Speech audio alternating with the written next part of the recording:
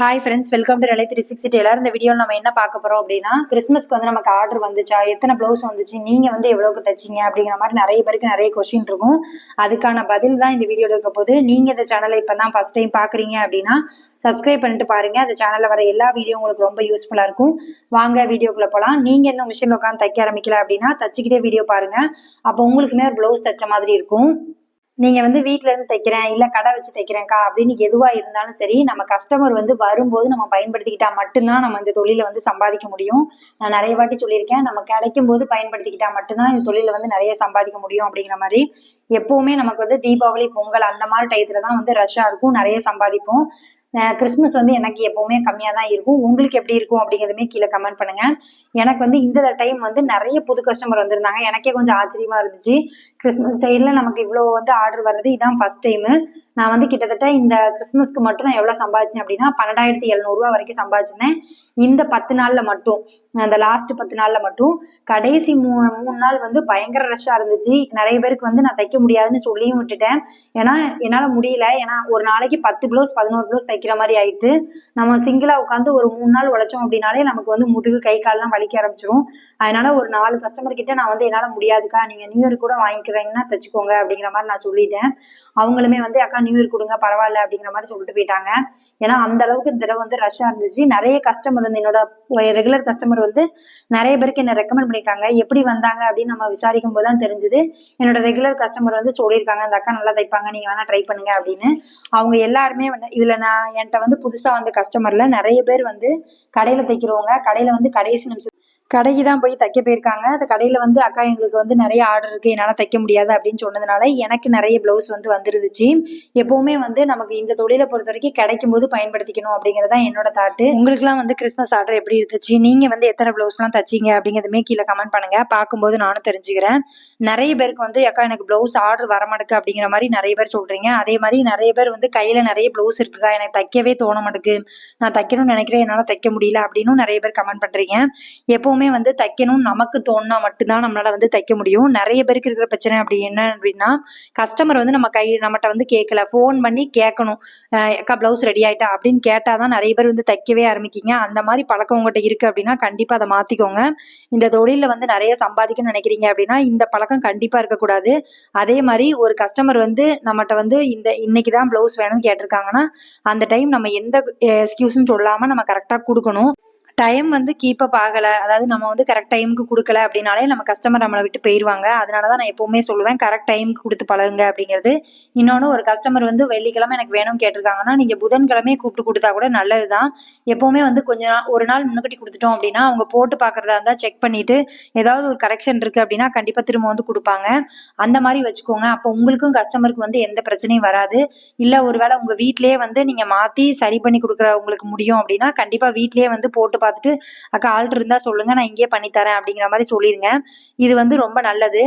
இன்னொன்று என்ன அப்படின்னா, நிறைய பேர் வந்து என்ன பண்ணுவாங்கன்னா, ப்ளவுஸ் நிறைய வந்துட்டு அவங்களுக்கு எதை தைக்கிறதுனே தெரியாது. எந்த ப்ளவுஸை நான் தைக்கிறது, எந்த ப்ளவுஸை விடுறதுனே எனக்கு தெரியாது. ஒரே டைமிங்கில் வந்து எல்லாரும் கேட்கும்போது நம்மளால எதை வந்து தைக்கணும், எது தைக்க வேண்டாம் அப்படிங்கிறதே தெரியாமல் முழிப்பாங்க. அப்படி இருக்கிறவங்க உங்கள் கையில் வந்து மொத்தம் எத்தனை ப்ளவுஸ் இருக்குன்னு கவுண்ட் பண்ணுங்க. அதில் எது வந்து ரொம்ப இம்பார்ட்டன்ட், முதல்ல எது கொடுத்தா வந்து ப்ளவுஸ்க்கு ரூபா கொடுப்பாங்க அப்படிங்கிறத செலக்ட் பண்ணுங்க. அதை ஃபுல்லாத்தையும் தச்சு கொடுத்து வெளியே அனுப்புங்க.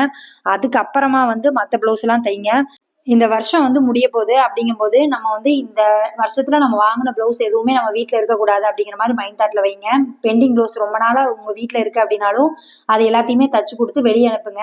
ஏன்னா நம்ம வந்து புது வருஷம் வரும்போது புது ப்ளவுஸ் வந்து தைக்கிற மாதிரி நம்ம வந்து எப்பவுமே வச்சுக்கணும். அதனால கையில இருக்க ப்ளவுஸ் இத்தனை ப்ளவுஸ் இருக்கு அப்படிங்கிறத கனெக்ட் பண்ணிட்டு இந்த 6 நாள்ல கடகடன்னு தைக்க ஆரம்பிங்க. தைக்க முடியாது அப்படிங்கிறது எதுவுமே கிடையாது. நம்ம மனசு வச்சோம் அப்படின்னா கண்டிப்பா தைக்க முடியும். நிறைய பேருக்கு வந்து இன்னொருத்தங்க வந்து சொன்னாதான் தைக்கணும் அப்படிங்கிற மாதிரி, அதாவது கஸ்டமர் வந்து கேட்கணும், நீங்க வந்து தைச்சிட்டீங்களா அப்படின்னு, அப்பதான் வந்து ப்ளவுஸை எடுப்பாங்க. அதனால அந்த மாதிரி இல்லாம உங்க கையில இருக்க ப்ளவுஸ் எல்லாத்தையுமே இந்த வருஷத்துல முடிக்கணும் அப்படிங்கிற மாதிரி ட்ரை பண்ணுங்க. என்கிட்டயுமே வந்து பிரிண்டிங் ப்ளவுஸ் எல்லாமே முடிச்சுட்டு இப்போ நியூ இயருக்கு அந்த ப்ளவுஸ் மட்டும்தான் இருக்குது. நான் பின்னாடி உள்ள ப்ளவுஸ் எல்லாத்தையுமே இடையிலவே முடிச்சுட்டேன். நீங்களுமே உங்கள் கையில் பெண்டிங் ப்ளவுஸ்லாம் இருக்கா அப்படிங்கிறதுமே கமெண்ட் பண்ணுங்கள், பார்க்கும்போது தெரிஞ்சுக்கிறேன். முக்கியமானது என்ன அப்படின்னா, ஒரு கஸ்டமர் வந்து ஒரு ப்ளவுஸ் கொடுக்குறாங்க அப்படின்னா அவங்கள்ட்ட அந்த ஆல்ட்ரு இருக்குது அப்படின்னா கண்டிப்பாக அதை எழுதி வச்சு பழகுங்க. நிறைய பேர் பண்ணுற மிஸ்டேக்கே அதுதான். அவங்கக்கிட்ட ஃபோன் பண்ணி நம்ம எப்போ தைக்க போகிறோமோ அப்போ தான் கேட்பாங்க, மறந்துடுவாங்க. அதனால எப்போவுமே வந்து காசு கொடுத்தாலும் சரி, இல்லை ஒரு ப்ளவுஸில் வந்து ஆல்ட்ரு சொல்கிறாங்க, இந்த ஆல்ட்ரு இருக்குக்கா கொஞ்சம் இறக்கி இறக்கிக்கோங்க, இல்லை கழுத்தை வந்து ஏற்றிக்கோங்க அப்படிங்கிற மாதிரி ஏதாவது சொன்னாங்கன்னா அதை உடனே எழுதி வச்சுக்கோங்க. அப்போ தான் நமக்கு வந்து தைக்கிறது கொஞ்சம் ஈஸியாக இருக்கும். அந்த டைமிங்கில் நம்ம அவங்கள ஃபோன் பண்ணி அவங்க எடுக்கலை அப்படின்னா அந்த ப்ளவுஸை தைக்க முடியாமல் போயிடும். அதே மாதிரி உங்ககிட்ட இது வரைக்கும் வந்து நிறைய கஸ்டமர் வந்து அமௌண்ட் கொடுக்கணும்க்கா இன்னும் கொடுக்காம இருக்காங்க அப்படின்னா அவங்களுக்குலாம் ஃபோன் பண்ணி கேட்டுருங்க. நம்ம வாயை திறந்து கேட்டால் தான் நிறைய கஸ்டமர் வந்து அமௌண்ட்டே தருவாங்க. ஒரு சிலர் வந்து கொஞ்ச நாள், அதாவது 1 மாசமா தரலக்கா, 2 மாசமா தரல அப்படிங்கிறவங்களுக்குலாம் ஃபோன் பண்ணி இன்ஃபார்ம் பண்ணுங்க. அக்கா ப்ளவுஸ்க்கு ரூபா கொண்டு வாங்க அப்படிங்கிற மாதிரி நம்ம கேட்டாதான் அவங்க கொடுப்பாங்க. ஒரு தடவைக்கு 10 தடவை கேளுங்க. நமக்கு தச்ச காசை வந்து கரெக்டாக வாங்கிருங்க. எப்பவுமே வந்து தைக்கிறதுக்கு இன்ட்ரெஸ்ட் வரணும் அப்படின்னாலே நம்ம ப்ளவுஸ் தைக்க அமௌண்ட் வாங்கினா மட்டும்தான் நமக்கு வந்து இன்ட்ரெஸ்ட் வரும். நிறைய பேர் வந்து ப்ளவுஸ்க்கு அமௌண்ட் கொடுத்துட்டே வந்து கொடுக்குறவங்க இருக்காங்க. ப்ளவுஸை கொடுத்துட்டு அவங்க கையிலேயே வந்து அமௌண்ட்டும் கொடுத்துட்டு போயிடுவாங்க. அந்த மாதிரி கஸ்டமர் வந்து கரெக்டாக வச்சுக்கோங்க. ஏன்னா அந்த மாதிரி கஸ்டமர் கிடைக்கிறது ரொம்ப கஷ்டம். நமக்கு அந்த மாதிரி கஸ்டமர் கிடைக்கும் போது அதை பயன்படுத்திக்கணும். அவங்களுக்கு வந்து எப்போ சொன்னாலுமே நோன்னு சொல்லாமல் நம்ம தைச்சு கொடுக்கணும். அந்த கஸ்டமரை வந்து கரெக்டாக ஃபாலோ பண்ணுங்க. ரொம்ப வந்து காசு கேட்டாலே வந்து அவங்க அடுத்த மாதம் தரேன், அடுத்த வாரம் தரேன் இப்படின்னு சொல்லிக்கிட்டே இருக்காங்கன்னா அவங்கள வந்து அவாய்ட் பண்ண கற்றுக்கோங்க. அந்த மாதிரி கஸ்டமருக்கு நீங்கள் தச்சு கொடுத்தாலும் ஒன்று தான், தைக்காட்டியும் ஒன்று தான். ஏன்னா நம்ம தச்சு கொடுத்துட்டு அவங்கள்ட்ட காசு தாங்கன்னு கேட்கறத விட நம்ம தச்சு கொடுக்காம இருந்தா கூட கொஞ்சம் நிம்மதியா இருக்கலாம்.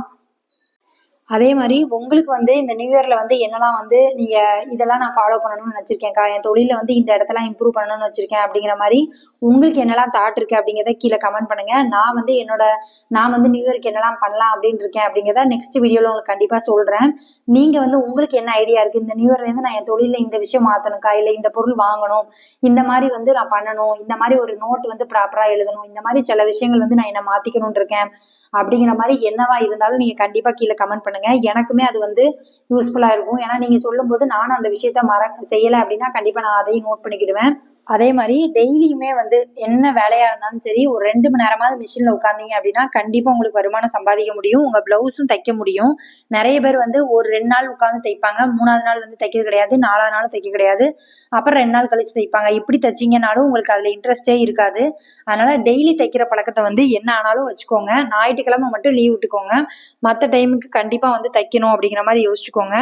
இன்னொன்னு, கட் பண்ணி வைக்கிறத மொத்தமா கட் பண்ணி வைங்க. ஒன்னொன்னா கட் பண்ணி தைச்சிங்கன்னா உங்களுக்கு வந்து கொஞ்சம் வந்து எரிச்சலா தான் இருக்கும். இது வரைக்கும் நான் வந்து ஒன்னொன்னா தாங்க தைக்கிறேன், வெட்டி தைக்கிறேன் அப்படிங்கிறவங்க மொத்தமா கட் பண்ணி வச்சு பாருங்களேன். அப்போ வந்து கொஞ்சம் ஃபாஸ்டா தைப்பீங்க, உங்களுக்கு டைமும் கொஞ்சம் சேவ் ஆகும்.